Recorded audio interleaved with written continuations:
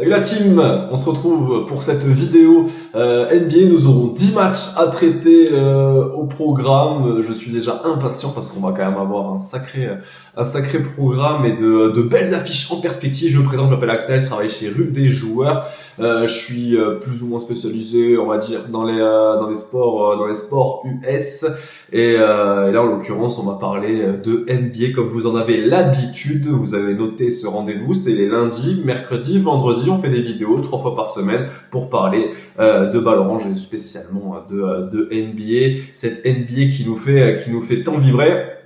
Au préalable, on va partir avec The Bet aujourd'hui. The Bet qui vous propose un bonus alléchant. Votre premier dépôt doublé jusqu'à 100 €. Déposez 100 € et recevez 100 € de free bet en crédit de jeu non retirable. Et n'oubliez pas, au préalable de votre inscription, de renseigner le code RDJX2 en majuscule, bien entendu. Voilà, j'en ai terminé avec le bookmaker. Place à la NBA et avec une première affiche, on va pas dire alléchante, mais plutôt intéressante entre Pacers et Hornets. Pacers et Hornets, deux équipes qui ne vont pas bien. On pensait peut-être pas dire ça d'Indiana qui était littéralement focus, hein, mais depuis cette défaite lors de la finale du NBA in Play-in Season face aux Lakers de LA, je viens de bugger là sur le NBA in Play-in Season Tournament. Ah ouais, je galère à chaque fois avec celui-ci. C'est normal, c'est nouveau, c'est la première année. En tout cas, ça avait été remporté par les Lakers de Los Angeles contre les Pacers de l'Indiana. Et Indiana, depuis cette défaite, n'y arrive plus. Indiana enchaîne les défaites. 4 défaites de rang pour les Pacers. Et du côté des Hornets, c'est pire. C'est 5 défaites de rang. Et Indiana est 8e, Charlotte 13e. Il y a quand même une équipe qui veut gagner, qui souhaite l'emporter pour faire quelque chose en playoff, ce qui n'est pas le cas de Charlotte. Enfin, en tout cas, ce qui devient difficilement le cas pour des Hornets à 7 victoires, 18 défaites. Deuxième affiche. Cavaliers Jazz. Mitchell qui retrouve son ancienne franchise. Bon là, il devrait pas y avoir trop de suspense, hein. Le Jazz ne va pas bien. C'est vite dit, le Jazz ne va pas bien en déplacement, mais le Jazz joue bien à la maison. Le Jazz, ils sont, comme je disais sur la précédente vidéo où je me suis planté, j'ai mis Brooklyn au lieu du Jazz. Et le Jazz, ils sont chiants, ils sont nuls cette année. Ça ne veut pas. 10 victoires, 17 défaites. Pourtant, à la maison, c'est 8-5. Mais quand il s'agit de se déplacer, c'est 2-12. Voilà, c'est catastrophique en déplacement. Et du côté de Cleveland, on a quand même une équipe qui est solide à 8-6 à la maison. Notons juste qu'il n'y aura pas Darius Garland normalement, ni Evan Mobley, mais Cleveland devrait faire le boulot tous les jours, les amis. Logiquement, Cleveland, j'ai envie de vous dire sur ce match, avec probablement le petit écart à venir. Sixers Wolves, ça c'est peut-être la plus belle affiche de cette soirée NBA. En tout cas, c'est la plus belle affiche de cette conférence, on va dire, vu que ça joue à la maison. Cette première affiche interconférence, qui aura une très belle affiche pour terminer la carte interconférence, mais je ne vous en dis pas plus. En tout cas, les Sixers contre les Wolves, ça c'est de l'affiche, ça c'est du costaud, ça va être un duel d'intérieur entre Joe Embiid et Rudy Gobert. Là, ça risque de se frotter. Et du côté des Wolves, c'est incroyable, ça gagne tout le temps. Les Sixers, on le sait, ils sont 3e de conférence Est. Ils ont été ralentis, les Sixers, en perdant à la maison contre les Bulls de Chicago, mais nous, personnellement, je pense que c'est un feu de paille, cette défaite. Les Sixers à la maison, ça répond systématiquement présent. Et 10 victoires, 4 défaites. Voilà, mon choix est motivé par ce bilan à la maison des Sixers qui sont très costauds dans cette Wells Fargo Center en Pennsylvanie. Je pense que Philly donc va faire tomber le leader pour cette énorme affiche, hein, ce choc entre Rudy et Karl Anthony, ce choc entre la paire Rudy Karl Anthony Towns contre Joe Embiid qui va probablement donner lieu à quelques étincelles. Nous continuons cette carte, la 4e affiche de cette soirée. Nous avons un Magic Heat, un derby de Floride que je vois pencher en faveur de Miami. Orlando, un peu comme Indiana, de toute façon, on le savait, hein, ce sont des équipes qui ne sont pas armées pour faire quoi que ce soit en play-off. Et là, en l'occurrence, Orlando lâche un peu. Mais est-ce qu'on peut dire qu'Orlando a lâché dans la mesure où ils ont perdu leurs 2 derniers matchs dans le TD Garden de Boston? Là est la question, honnêtement, est-ce qu'ils ont lâché? Alors, ils prennent 2 fessées quand même, hein, c'est 17 points au minimum.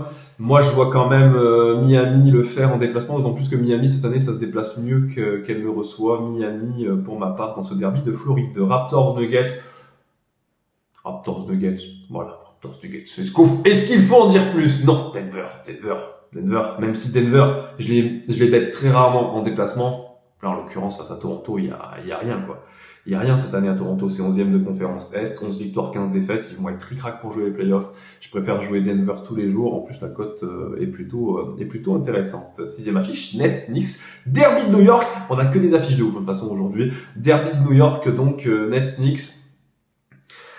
Là, c'est compliqué parce que moi personnellement, de ma vision, les Nets, je les vois nulle part cette année. Ils ont une équipe qui est fabriquée de toutes pièces. L'année dernière, quand ils ont perdu Durant, quand ils ont perdu Kyrie Irving, ils ont monté un peu une équipe comme ça. Et finalement, il se passe quelque chose. Il y a un noyau, mais est-ce que c'est talentueux pour autant? Je ne pense pas. Je pense que New York est un peu au-dessus. Et vu que c'est un derby, New York pourrait l'emporter en déplacement. En plus, c'est une équipe très très forte. New York en déplacement, c'est 8-8. Je les vois bien, les Knicks, le prendre celui-ci. Nous allons avoir un Rockets Hawks pour continuer cette carte. Et après tout le reste, c'est que du lourd. Rockets Hawks pour commencer. Rockets à la maison. Rockets à la maison, c'est très costaud. Pour rappel, c'est 11 victoires, 1 défaite. Deuxième meilleure équipe de la NBA, tout simplement. Derrière les Celtics qui n'ont eux toujours pas perdu à la maison à 14-0. Voilà, 11 victoires, 1 défaite pour un 9e de conférence Ouest, c'est quand même exceptionnel. Faisons confiance à la solidité des Rockets dans la Toyota Center. Je vous l'ai dit, le reste c'est que du lourd, en tout cas du lourd. Ce Bulls Lakers, c'est l'affiche entre les deux anciennes franchises de coach Phil Jackson. Et ce Bulls Lakers risque fortement pour moi, je pense, de partir en faveur des Lakers de LA, bien plus armés, bien plus focus sur leurs objectifs. En plus, LeBron et Davis normalement sont bien là. Du côté de Chicago, normalement Zach LaVine n'est pas là, c'est une certitude, il revient en mois de janvier. Victoire des Lakers pour celui-ci. Et les dernières affiches sont magnifiques. Mavericks Clippers pour commencer. Mavericks Clippers. Duel entre Doncic et toutes les stars des Clippers. En effet, un duel entre Doncic et toutes les stars des Clippers dans la mesure où Kyrie Irving n'est pas là. Les Clippers sont magnifiques. Ils carburent à 100%. C'est une équipe qui reste sur 8 victoires. 8 victoires de rang pour ces Clippers de LA qui, moi, m'impressionnent sérieusement. Du côté de Dallas, on parle du 5e de conférence Est. Le bilan, d'ailleurs, les deux équipes ont un bilan similaire. 16 victoires, 10 défaites. Je pense toutefois que Dallas est capable de le faire. Dallas, avec un Doncic qui va prendre le jeu à son compte et qui va performer, pourrait l'emporter face à des Clippers de LA qui sont très très chauds, certes, mais il faut y aller. Jouer à Dallas, et je pense que Doncic a les capacités pour prendre le jeu à son compte et faire tomber cette équipe des Clippers. Dernière affiche. Celle-ci, elle est magnifique.